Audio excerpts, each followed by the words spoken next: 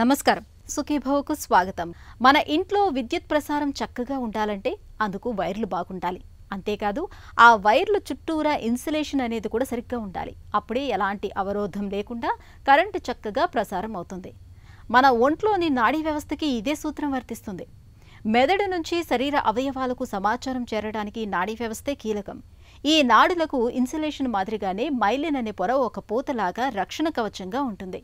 ఏ కారణంగానైనా నాడులపై ఈ పూత కరిగిపోతున్నప్పుడు మెదడుకు శరీర అవయవాలకు మధ్య సమాచారంలో అంతరాయాలు ఏర్పడతాయి. దీంతో తిమ్మిర్లు, వణుకు, బలహీనత, స్పర్శ తగ్గడం, చూపు మందగించడం, మాటలో తడబాటు, సరిగ్గా నడవలేకపోవటం వంటి సమస్యల తాకిడి పెరుగుతుంది. వీటిని డీమైలేషన్ తాలూకు జబ్బులని పిలుస్తారు. నరాల్లో కల్లోలాన్ని సృష్టించే డీమైలేషన్ జబ్బుల గురించిన పూర్తి వివరాల్ని ఇప్పుడు తెలుసుకుందాం.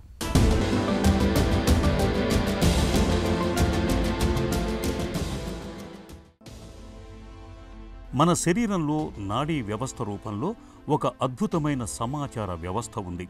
రక్త ప్రసరణ వ్యవస్థ మన శరీరమంతటికి రక్తం ద్వారా ఆక్సిజన్ను, ఆహారాన్ని సరఫరా చేసి ఆ ప్రాంతాల్లోని వ్యర్థాలు, కార్బన్ డయాక్సైడ్ను బయటికి వెళ్ళటానికి ఎలా సాయం చేస్తోందో అలాగే నాడీ వ్యవస్థ కూడా కండరాలు, ఇతర అవయవాల నుంచి నాడుల ద్వారా సమాచారాన్ని సేకరిస్తూ మెదడు ద్వారా వాటికి అవసరమైన ఆజ్ఞల్ని పంపుతూ ఉంటుంది. ఈ నాడీ వ్యవస్థ అనేది మెదడు నుంచి వెన్నెముక ద్వారా శరీరమంతటికి విస్తరించి ఉంటుంది. సమాచార యంత్రాంగాన్ని మనం విద్యుత్ శక్తితో పోల్చుకుంటే నాడుల్ని విద్యుత్ వైర్లలాగా చెప్పుకోవచ్చు. విద్యుత్ శక్తిలాగే మన దేహంలో సమాచారం నిరంతరాయంగా ఈ నరాల ద్వారా ప్రవహిస్తూ ఉంటుంది. ప్లాస్టిక్ ఇన్సులేషన్ టేపులో విద్యుత్ వైర్లు చుట్టబడి ఉన్నట్లుగానే నరాల చుట్టూ పూతలాగా మైలిన్ అనే ఒక పొర కప్పి ఉంటుంది. ఈ పొర కరిగిపోవటం లేదా దెబ్బతినటాన్ని డీమైలినేషన్గా పిలుస్తారు. డీమైలినేషన్ ఈ మధ్య చాలా వింటున్నాం. Autoimmune disorders, neuro autoimmune disorders ఇవన్నీ వింటున్నాం. దీనికి ప్రధానంగా ఇంపార్టెన్స్ ఏంటి, ఎందుకు దీని గురించి ఇంత మాట్లాడాల్సి వస్తోంది అంటే, నరాలకు సంబంధించి, నాడీ వ్యవస్థకు సంబంధించి ఏదైనా పక్షవాతం ఉంది అంటే ఫస్ట్ డాక్టర్ కంటే ముందు పక్షవాతం వచ్చింది కదా మసాజ్ చేయించుకుందాం, పక్షవాతం వచ్చింది కదా ఉట్టి ఫిజియోథెరపీ తీసుకుంటే సరిపోతుంది, పక్షవాతం కదా ట్రీట్మెంట్ ఎలాగూ ఉండదు అలోపతిలో. సో ఆల్టర్నేటివ్ సిస్టమ్స్కి ముందే డాక్టర్ని కలుసుకునే ముందే వెళ్ళిపోతారు. ఈ డిమైలినేటింగ్ డిసీజెస్ గురించి ఎందుకు మాట్లాడుతున్నాము, దీనికి అవేర్నెస్ మంత్స్ ఉన్నాయి. ఈ నెలలో వరల్డ్ మల్టిపుల్ స్క్లెరోసిస్ డే ఉంది.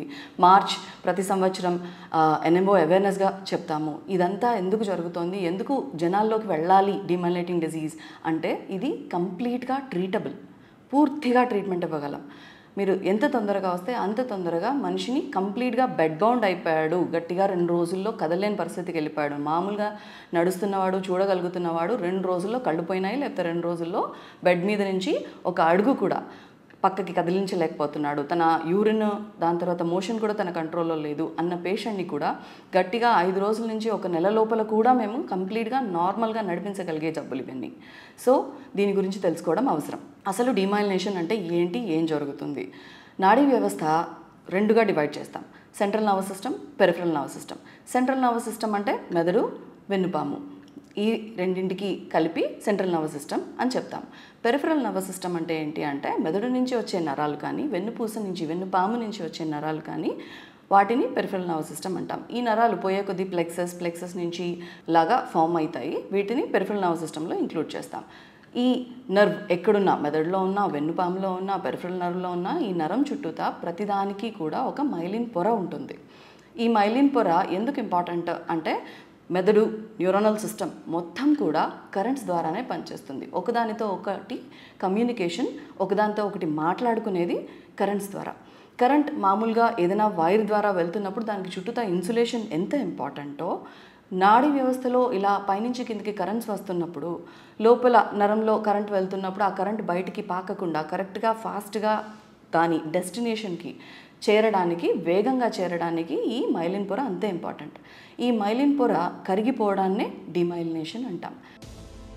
మన మెదడులో బిలియన్ల కొద్దీ న్యూరాన్లు ఉంటాయి. ఈ న్యూరాన్లపై పూతలాగా ఉండే మైలిస్ పొర ఏ కారణంగానైనా కరిగిపోతున్నా, దెబ్బతిన్నా వాటిలోని న్యూరాన్లు చెట్టుపై ఎండిన ఆకులు రాలిన చందంగా నశించిపోతుంటాయి. ఇక నరాలపై మైలిన్ పొర దెబ్బతిన్నప్పుడు సమాచారం చాలా నెమ్మదిగా ప్రసారమవుతూ ఉంటుంది. కొన్నిసార్లు అసలు ప్రసారమే ఉండదు.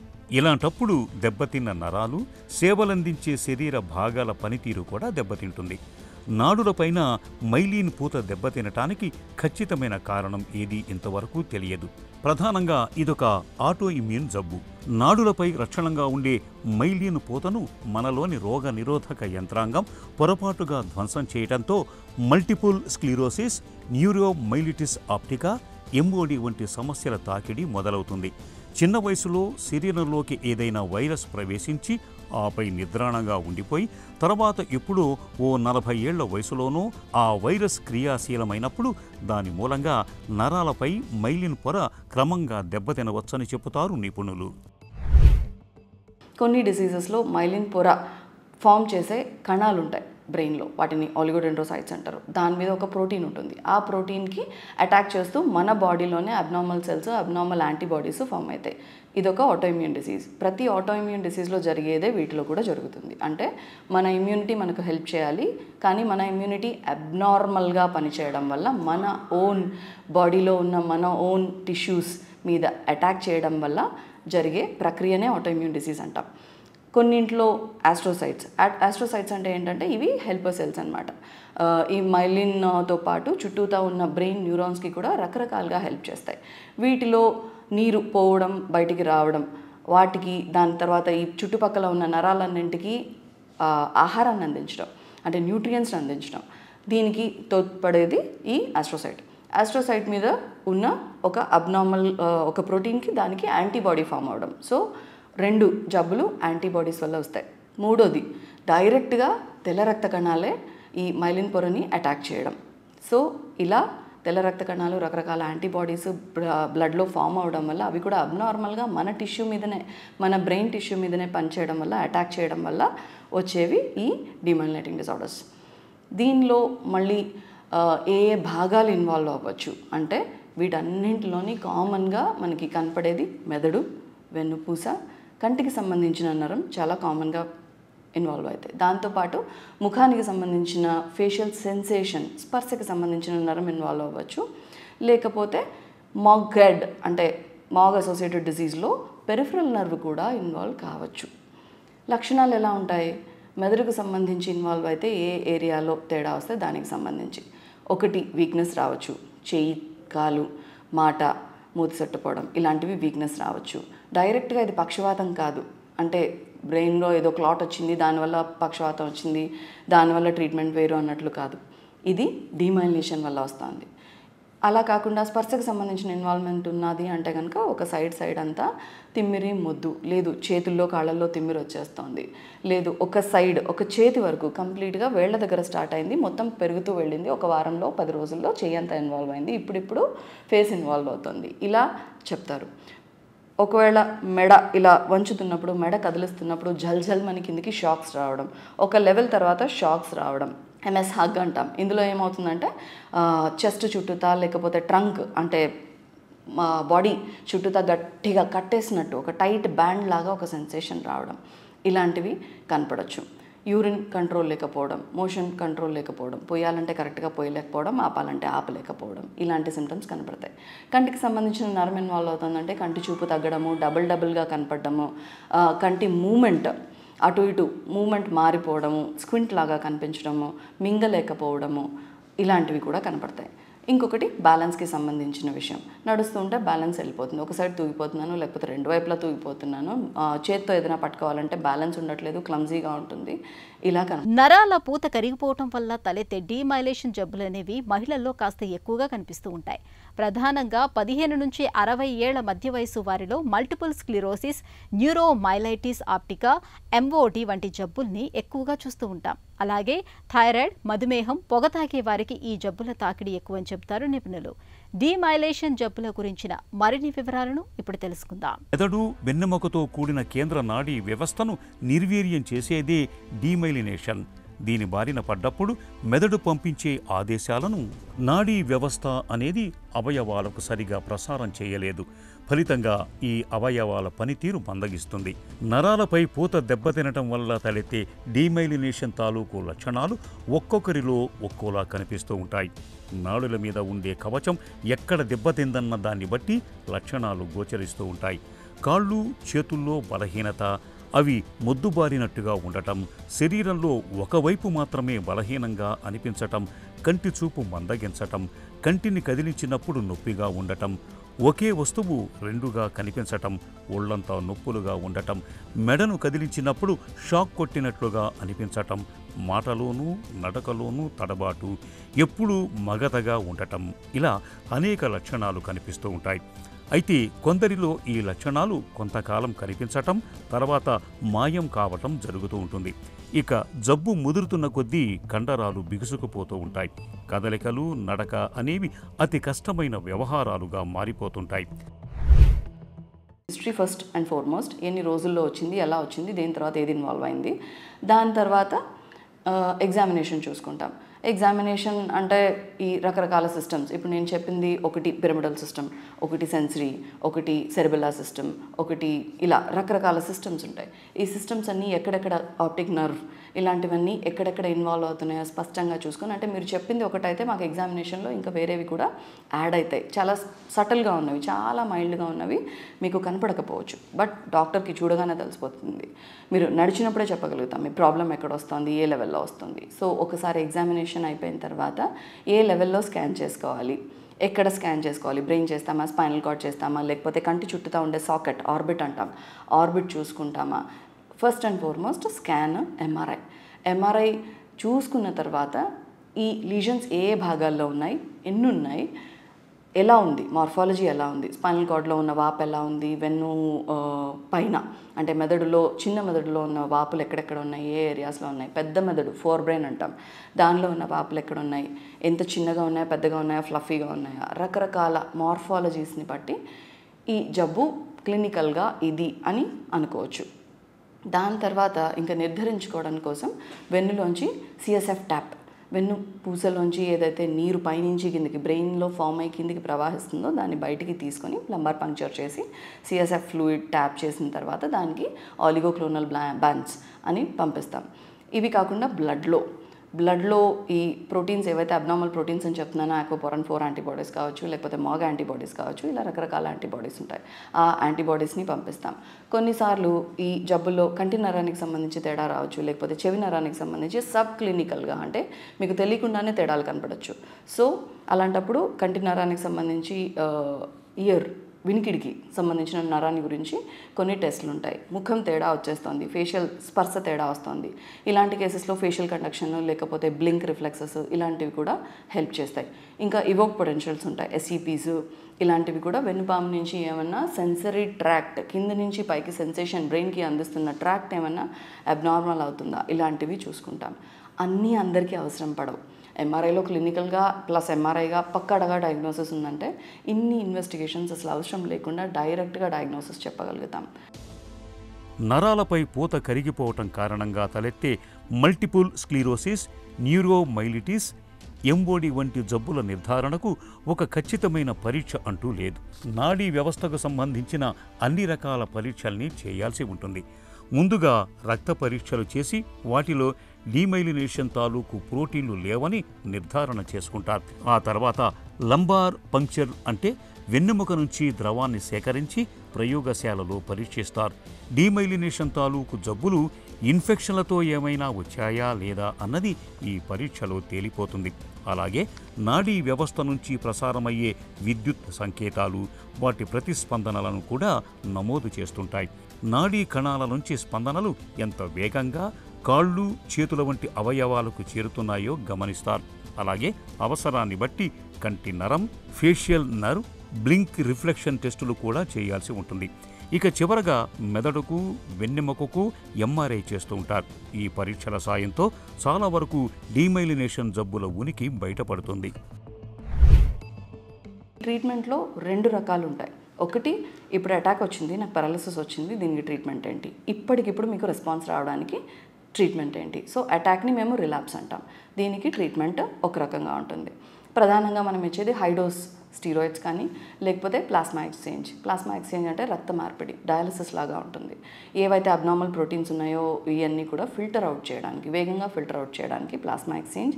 కొన్నిసార్లు ఇవి రెండు కూడా ఓవర్లాప్ చేస్తాం. అంటే స్టీరాయిడ్స్, ప్లాస్మా ఎక్స్చేంజ్ కూడా అసలు కంటి చూపు లేదు, లైట్ కూడా కనపడటం లేదు.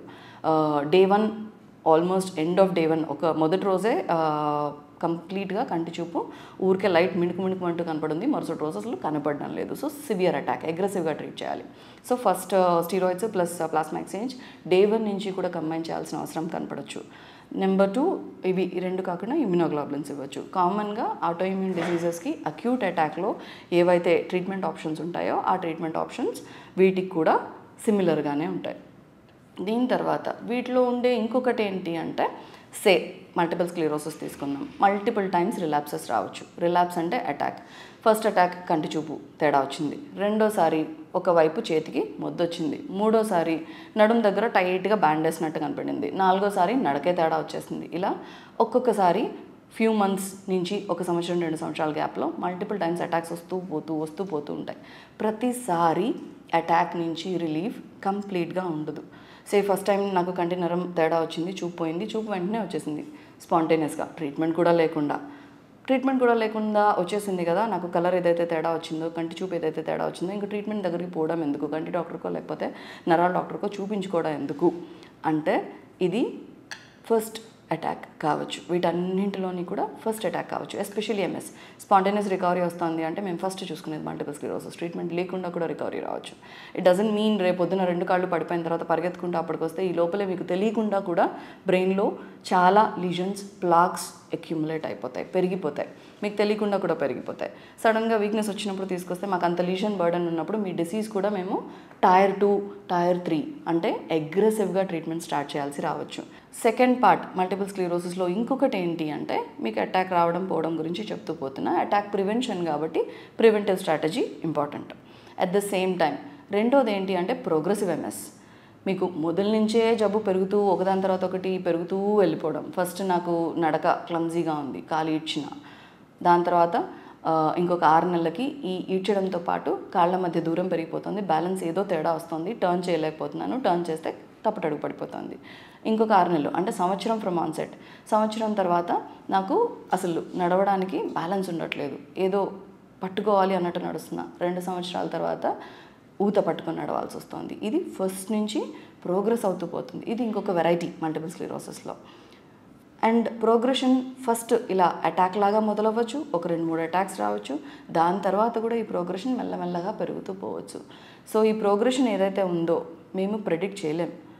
ఎవరు ప్రోగ్రెస్ అవుతారు, రేపొద్దున అసలు ప్రోగ్రెషన్ వస్తుందా రాదా, 10 సంవత్సరాల తర్వాత వస్తుందా, 15 సంవత్సరాల తర్వాత వస్తుందా అనేది కొన్ని సంవత్సరాల జబ్బు కాబట్టి ముందు నుంచి ఏదైతే తెలియకుండా ఇన్ఫ్లమేషన్ నడుస్తుందో బ్రెయిన్లో, ఇవన్నీ ఆటోఇమ్యూన్ డిజార్డర్స్. జరిగేదేంటి బ్రెయిన్లో ఇన్ఫ్లమేషన్. సో ఇన్ఫ్లమేషన్ సబ్ క్లినికల్గా మీకు సిమ్టమ్స్ లేకుండా జరుగుతున్న ఇన్ఫ్లమేషన్ ఏదైతే ఉందో దాన్ని కూడా ట్రీట్మెంట్ ఫస్ట్లో ఎర్లీగా కరెక్ట్ ట్రీట్మెంట్ స్టార్ట్ చేస్తే సబ్ క్లినికల్గా జరిగే ఇన్ఫ్లమేషన్ని కూడా ఆపగలుగుతాం. At the end of 10 years 15 years కంప్లీట్గా మీరు మొబైల్గా ఉండాలి, ఎంతో కొంత మీ పనులు అన్నీ చేసుకోవాలి, నియర్ నార్మల్గా ఉండాలి అంటే ఎర్లీ డయాగ్నోసిస్, ఎర్లీ ట్రీట్మెంట్ చాలా ఇంపార్టెంట్. నరాల్లో కల్లోలాన్ని సృష్టించే డీమైలేషన్ జబ్బులనేవి చాలా తరచుగా వచ్చిపోతూ ఉంటాయి. లక్షణాలు కూడా క్రమంగా తగ్గుముఖం పడుతూ ఉండడంతో చాలా మంది చికిత్స తీసుకోవటానికి ముందుకు రారు. నిజానికి డీమైలేషన్ జబ్బుల్ని నిర్లక్ష్యం చేయటం వల్ల ఒంట్లో బలహీనత, కాళ్ళు చేతులు చచ్చుబడిపోవటం, చూపు దెబ్బతినిపోవటం, విషయగ్రహణ సామర్థ్యం క్షీణించడం వంటి సమస్యలు తలెత్తుతాయి. నరాల పైపూత కరిగిపోవడంతో తలెత్తే జబ్బుల గురించిన మరిన్ని వివరాలను ఇప్పుడు తెలుసుకుందాం.